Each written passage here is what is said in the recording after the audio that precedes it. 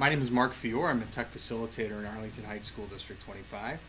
Hi, my name is Ann Hoffmeyer, and I am an elementary principal in Arlington Heights District 25 at Greenbrier School. We are early childhood through 5th grade. And today we want to talk a little bit about how we've brought TPACK into our school, and specifically this concept of what we call focus tools and the systemic integration of TPACK in our building. So before I get started, we like to use this analogy, and we like to talk to our teachers about this analogy. And I'm going to propose a problem to you. I'm going to ask you to hang a picture. And in order to hang that picture, I'll provide 3 tools for you to choose from. So you can choose the hammer and the nail, the power saw, and the drill. And I would ask, in order to accomplish this task, what would be the best tool for the job? Hopefully most people would choose the hammer and the nail. Now, I could go on with this and say, I'm assuming most people here haven't had professional development on how to use a hammer and a nail. They haven't had extensive training. They didn't take a graduate course. But knowing what the task was, they were able to apply a tool in order to accomplish that. And so this is kind of how we frame our professional development, and we start with our teachers, is looking at, by focusing on the task first, we're able to pick tools that help us accomplish this. But in education, in our district, especially a couple of years ago, we had the opposite approach. A lot of teachers want to focus on the tool first. That idea of that tool-centric training. I've got an iPad. Somebody bought me a whiteboard. What do I do with it? How do I use it? And if we continue this analogy of using tools, the idea that you don't walk into a room with a power tool and say, what do I use this on today? That would be a little weird, and you'd probably be looking for things to do. But yet, we have teachers who approach planning like this, where they look at, I have an iPad, how do I use it? And so that was really one of the first things we realized and recognized, was that we have that tool-centric thinking. And so Ann's going to talk a little bit about some of the other challenges that we faced and other things that we identified in our professional development, or some of those problems. So we can call them challenges, but I like to think of it as opportunity. And I think some of you had said that you were principals in here, so you know when you come in the door and you're a principal, you want to get to know your school, you want to know your people, your players, what do they know, what are they doing, what are they currently practicing. And so when I sat down with my staff and I started to learn a little bit about what they were doing, I noticed this pockets of excellence. Lots of people were doing lots of different things, some of them really well, but nothing was really uniform. Some people are really good at blogging. Some people might be really good at digital media, but it wasn't across the school.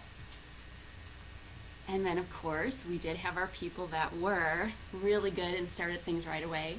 They had iPads. They bought things on their own and were innovative. And then we had our laggards, and that's something I think other people have talked about too.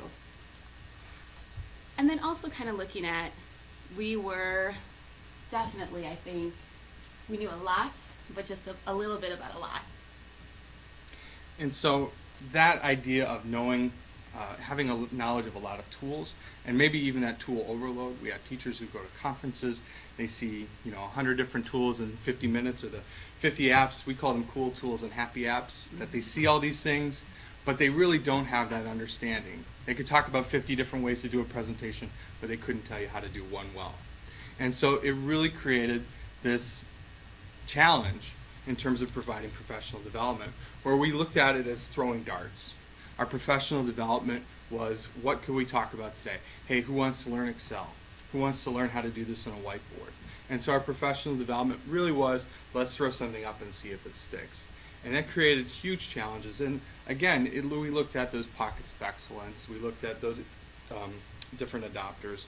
And just by this model, it didn't work. So we had to create something that would help. And we had to look at something that would help our professional development. And so that's where we developed what we call focus tools. So when you're a principal, you want your staff to come up with things. You don't want to be that top-down person saying, hey, you guys, I found this really cool. I was at a conference. We're going to work on this. This is what you need to do. You don't want to be top-down. Nobody appreciates that. And like we had learned from one of our earlier presentations, our teacher leaders, that's where it's at. They know what they need to do. They know their curriculum. So we decided that we were going to look at focus tools. And we wanted to look at these tools, and maybe everyone didn't have an idea of what a tool might be or what was out there or what we could use. But they knew their curriculum, they knew a little bit about some things, so we decided there's going to be 3 criteria to this, whatever our focus tools are going to be. They have to be very easily accessible to people. They have to be really easy to get started with, not something very complicated, something that's easy to use. And then they also needed to be a really highly flexible tool. So we weren't going to look at implementing something that we could project with. We weren't also going to look at something like everyday math suites, because although that was a really robust tool, it really was with just a specific niche of teachers.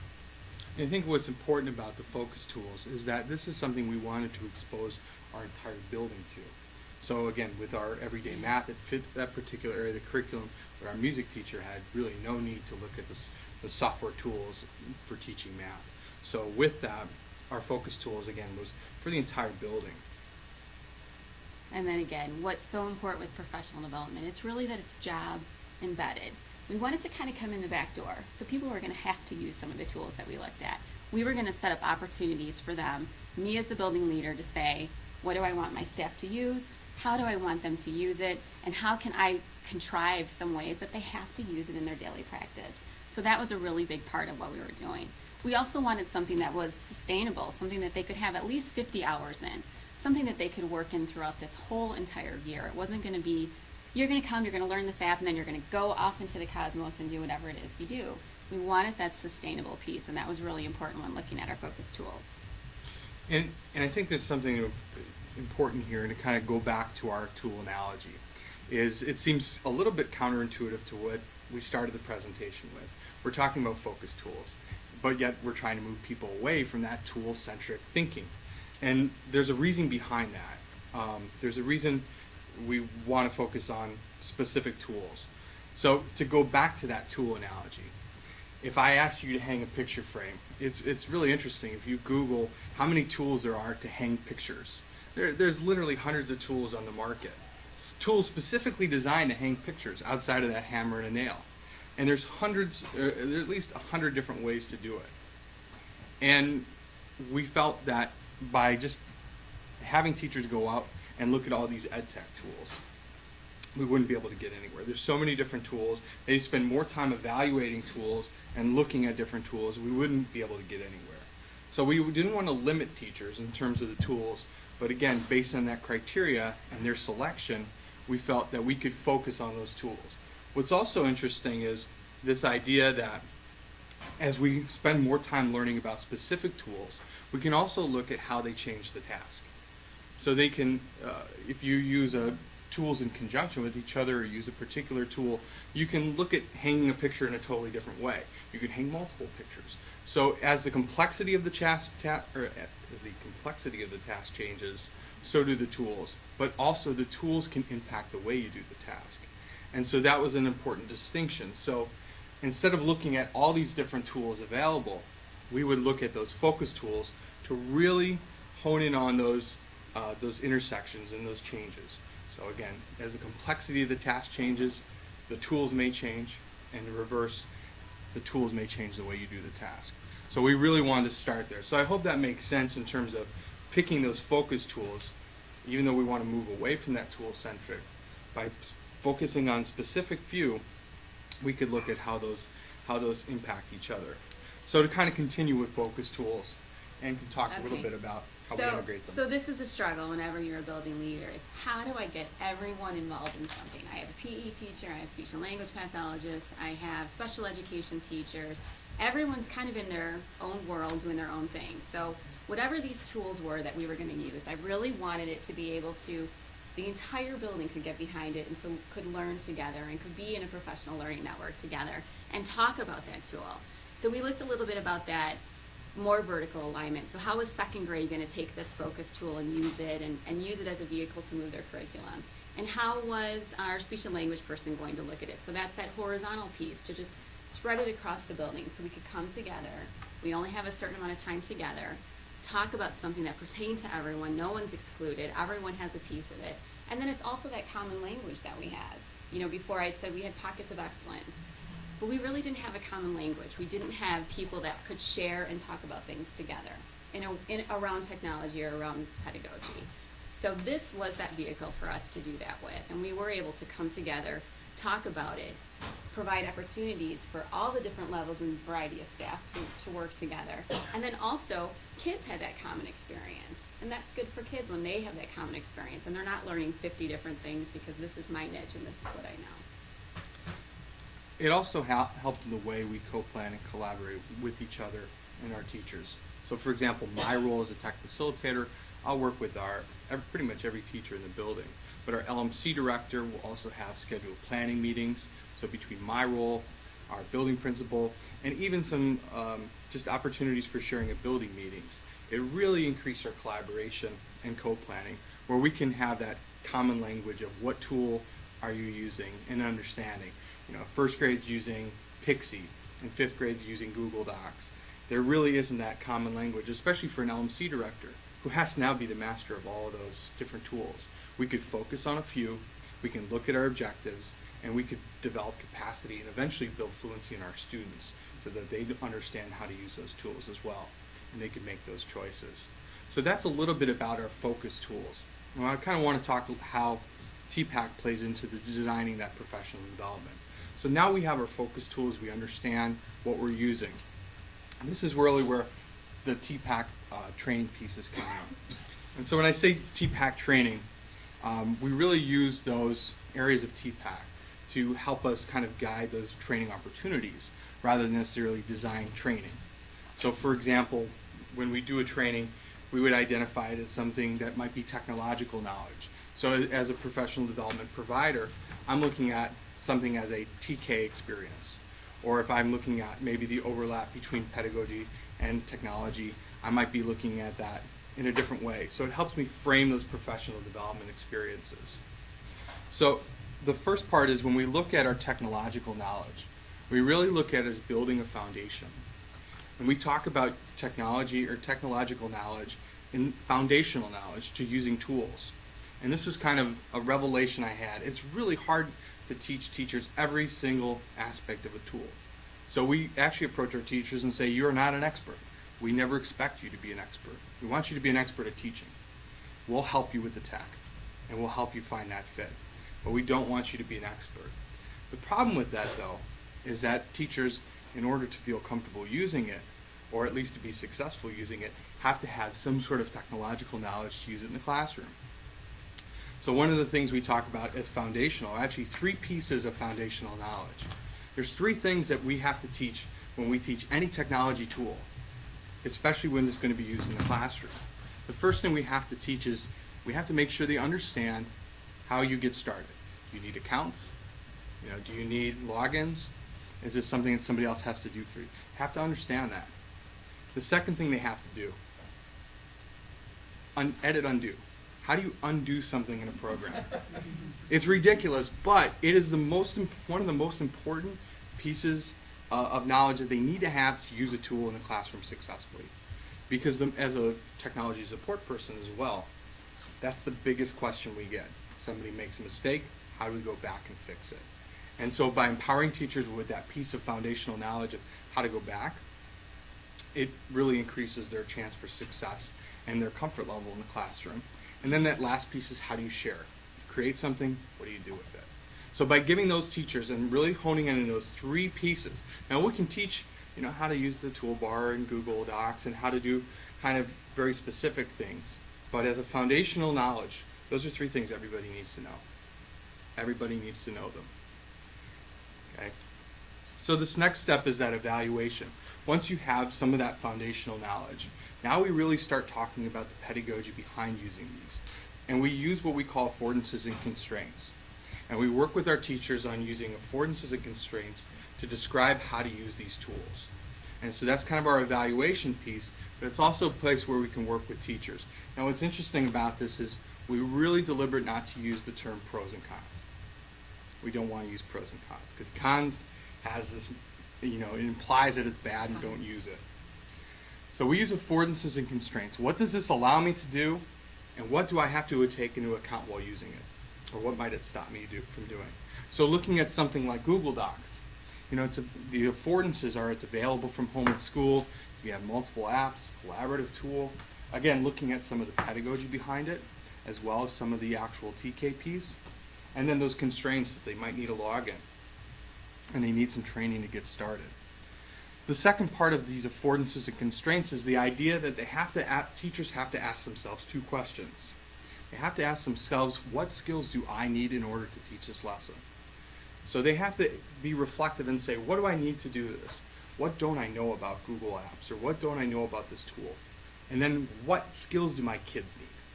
That's really important to stop and think or ask the question, is there something that I'm missing? Is something that kids don't know before using this tool?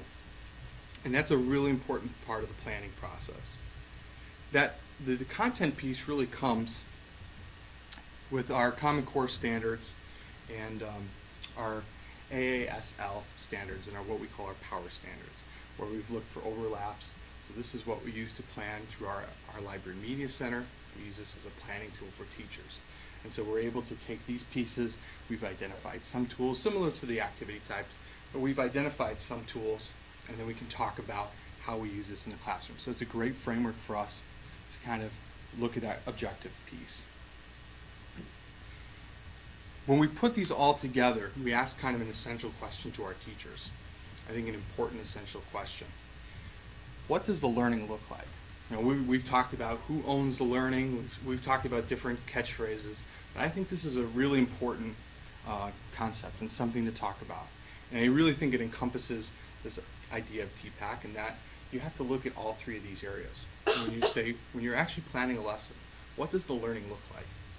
How will they be using tools? How will that tool impact how they work together? Are they going to be working collaboratively, independently? Okay? What kind of content do you want them to get? Are you sending them to a very specific site, or are you letting them explore the web? And these are important questions that we want our teachers to ask. So just moving forward, while we said we started with this idea of that tool-centric, and again, having focus tools kind of be counterintuitive, we wanted to meet teachers where they're at. They're comfortable with that tool-centric thinking, so we wanted to start that process there. So we identify focus tools. We move on to those looking at activities, and that's part of that, what does the learning look like, affordances and constraints piece, and then we tie them back to our objectives. And by doing that, it gets us to this. It gets us to this objective-focused planning, where they put the objective first now, look at the activity, decide if the tool, and then the evaluation is important. Decide if a tool is appropriate. We tell our teachers sometimes technology is not appropriate. You don't always have to use Google Docs to do everything. The important thing is understanding why you're using it. So moving forward into this year, that was 2012. We call it 2013 the year of the iPad. So we knew we were going to get iPads. One of the interesting things was our focus tools, our teachers wanted iPads the first year, but we only had 10 in the building. Didn't make sense. It wasn't a focus tool. Wasn't accessible. Well, we knew iPads were coming as a district purchase, so it became appropriate to identify iPads as a focus tool in our building. In addition to adding them as a focus tool and just getting them, we also integrated them integrated the use into our SIP plan. So we knew it was important. Teachers really wanted it, and it was identified as being one of our focus tools that we would continue forward with. So what we did is we had developed rubrics for it. What would it look like to implement? Is it going to be something that's just going to be used for consumption, which is pretty low on our rubric, or is it going to be used as something that's more creation? We developed that last year, recognizing that our SIP plan is 3 years long, so it's a progression, and we'll continue with that. But it was important to our staff, and it was important to our building as well. So in knowing that, we had to design an experience that would get teachers to be comfortable using it, but still kind of rooted in that TPACK construct. So as a focus tool, we wanted them to be able to find affordances and constraints. But one of the things that we've learned is that this idea of PD trainings were not nearly as effective as these ideas of PD experiences. That to use TPACK to help us design experiences rather than specific training. So I'm not going to come and teach you how to use iPads to do student centers. But really, how do we design that experience that gets us to that objective? So it might be working with somebody one-to-one. It might be working on some specific tools, for example, Dropbox. How does that look in a student center? but really that package. And we broke it into 3 phases. We gave every single teacher in our building an iPad in exchange for professional development. And in that first phase, we said these were our goals. You would have access to the iPad, take it home, use it as a personal device, get to know it. And that was really that technical piece. So instead of sitting up here and saying, this is the settings button, this is what it does, I want you to take it home and learn how to use it. And learn how to use it like a student would, or just, learn how to use it with your kids. And that was that technical piece. But we tied in that TPK piece and saying, be able to predict how you might use this as an instructional tool. So as you're using this, just think. You don't have to do it, but think. What ways would you use this in the classroom? And then ultimately, they're going to have to use it as a productivity tool. So we gave them the tools preloaded. Use email. Do it for attendance. So we built in opportunities for them to use it. Again, none of these were formal trainings, but it was that experience. Moving forward, we looked at that second phase where we said, now we have to use it and reflect on that experience. So how did it go? How did you use it? How did you change your classroom? How did it change the roles between learner and student, or teacher and student? Identify any apps that go beyond that content consumption piece. So now we wanted them to start thinking, taking that pedagogy piece and taking that content. Skill and drill math, let's move beyond that. How do we teach math with something like Explain Everything? What does that look like? And then also how to use some tools. So we still kind of tied in that TPK or TK piece. Then that last phase was really looking at how we use it with students. So share an experience with using it in the classroom. And this was something they could do as a building meeting, part of one of our SIP days. And then be able to define the affordances and constraints. And then lastly, we'd expect them to design a curricular lesson that reflects that skillful integration. Where do we go from here? Next year, we're going to continue looking at iPads, specifically focus more on what they look like in the classroom. Our district's wired framework is kind of a way to kind of guide, some of our professional development. And I think we're going to tie back into that a little bit more. Our district level is looking at that question, what does learning look like with technology? And our director of technology is working with building principals to have that discussion so that they can have it with teachers across the district. So we've taken what we've done at 2 schools and we're starting to push it out throughout the district, starting with the principals. Our iPad pilot has now become the model for our pilot across the district. We had 80 teachers in this summer who received iPads, and we're going to continue that process using that framework, using that idea of breaking it down by phases. So again, the future is interesting for us, and we appreciate the time to talk about this today. So thank you. Thank you.